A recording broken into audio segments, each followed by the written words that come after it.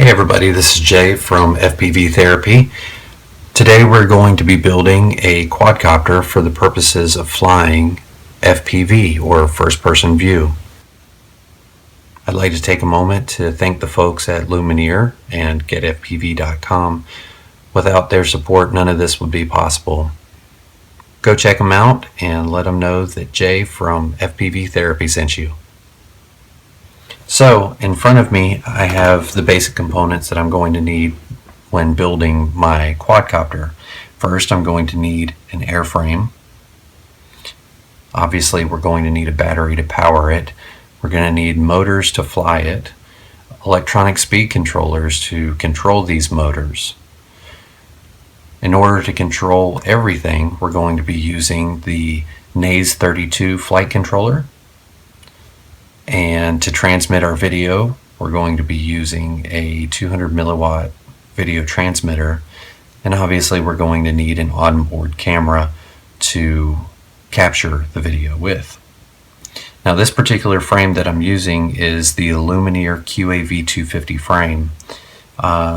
Originally I was going to go with a cheaper frame called a ZMR250, which is similar in size.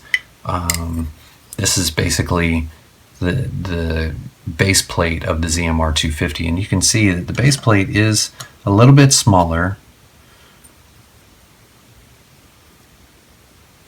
and the arms are substantially more narrow. Even though the arms on the ZMR250 are thicker, this is 4 millimeters, whereas the unibody construction of the base plate for the QAV250 is 3 millimeters. You'll notice that the arm is substantially more narrow, which means that if you take a hard hit, there's more of a chance of this breaking than this particular arm breaking. Another thing to mention too is the amount of material left between our mounting points from here to the outside edge could create an actual weak spot. Same with the motor mount as well. Now when you mount the arm on the on the ZMR250, you're actually sandwiching your arms between the base plate and the power distribution board. This by itself creates another point of creates another scary issue for me, in that if your quad hits something and it's not tightened all the way, or the impact causes some sort of shift, you're potentially going to be breaking your power distribution board, and that's not a good thing. Rather than actually just having to replace a small body component, now you're going to have to go in and desolder all of your components from your power distribution board and actually replace that as well. So you could end up with a larger catastrophic issue with the ZMR250 in comparison to the QAV250.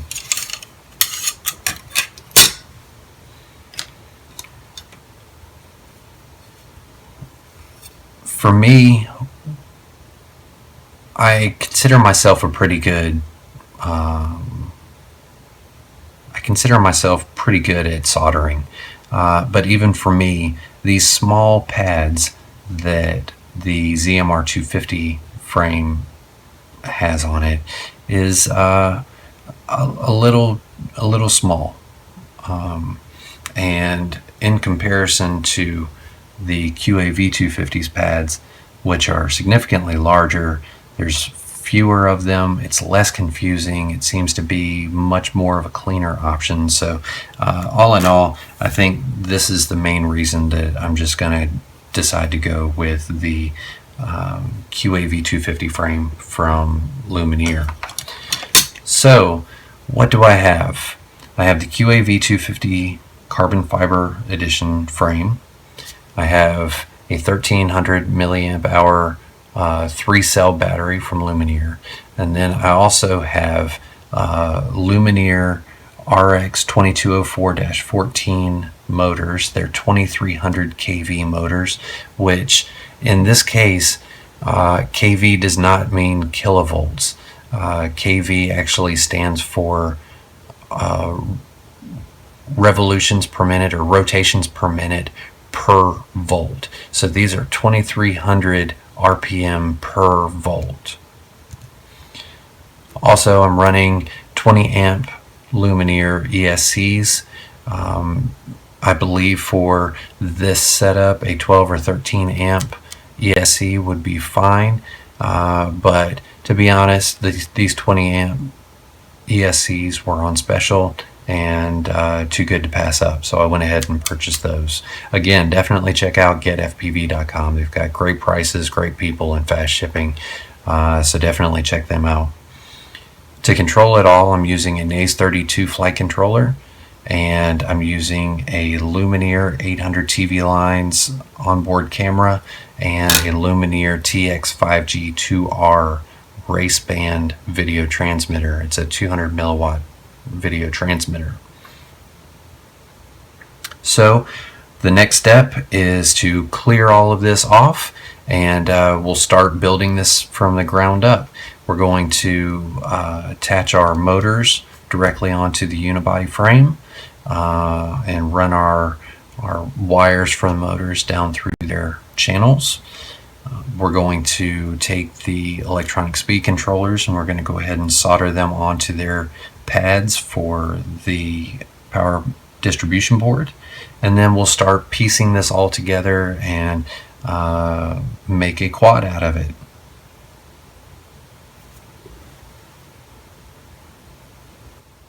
Now, when you purchase the QAV kit from Lumenier, it pretty much comes with everything that you need.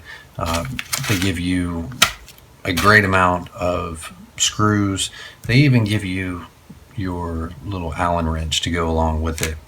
Now, I would definitely suggest that you get some blue Loctite for all of your screws to make sure that they don't come undone. I don't have any blue Loctite with me right now, so I will have to come back at a later point and basically back all these screws out and do it after the fact. It's much more difficult to come in after the fact and do it. So if you can, go ahead and purchase some blue Loctite and use that. Make sure you don't use the red Loctite because you'll never get your screws back out ever again. The blue Loctite will just make sure that everything stays nice and snug and won't come undone from vibration and all that kind of good stuff. So what I'm going to do is start putting on these motors. Obviously there's 4 motors and they're going to go on the 4 arms here. Now, a thing to note is the unibody frame for the QAV 250 obviously looks pretty similar on front side and back side, with 2 exceptions. There are 2 little cutouts on one side of this frame. This is on the underside of the frame.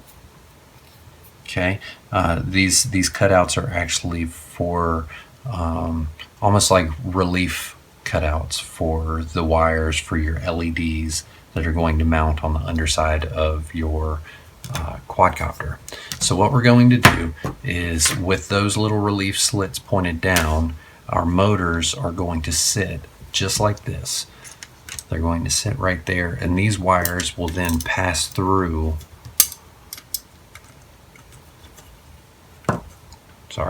These wires will pass through those little holes and come into the power distribution board, which sits underneath the frame itself.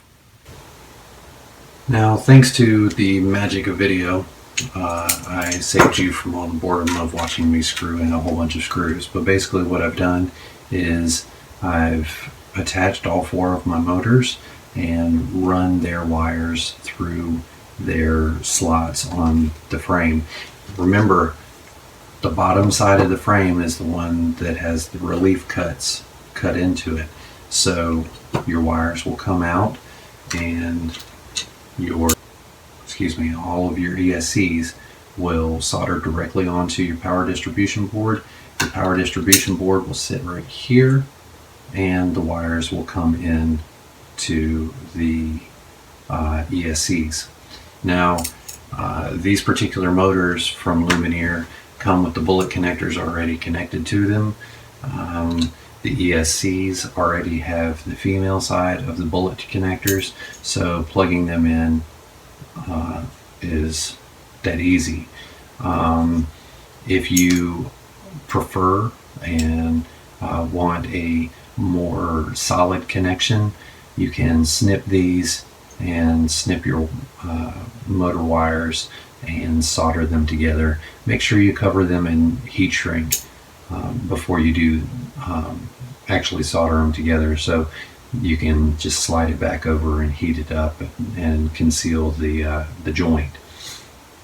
Now, with these motors, the way that the flight controller is set up is you have motor 1, 2, 3, 4, and motor 1 and 3 will spin one way, and motor 2 and 4 will spin another way. So 2 of these motors diagonally you will wire up to your ESCs directly as they are.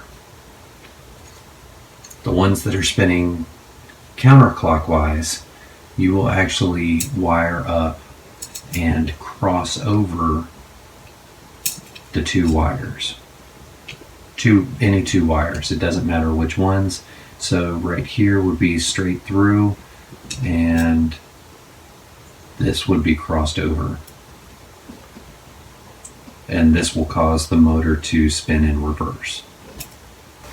What we're going to do is we're going to go ahead and start working on our power distribution board and soldering up our ESCs directly to it.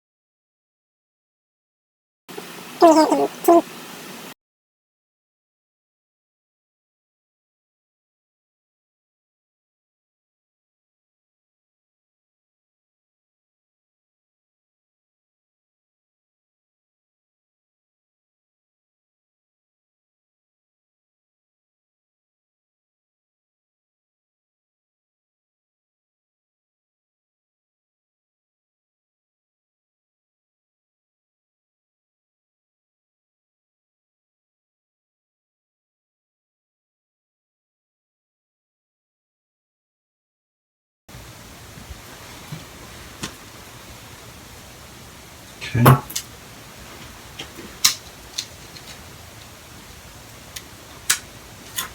Now, just like we soldered those pads, we're going to get a quick 10 on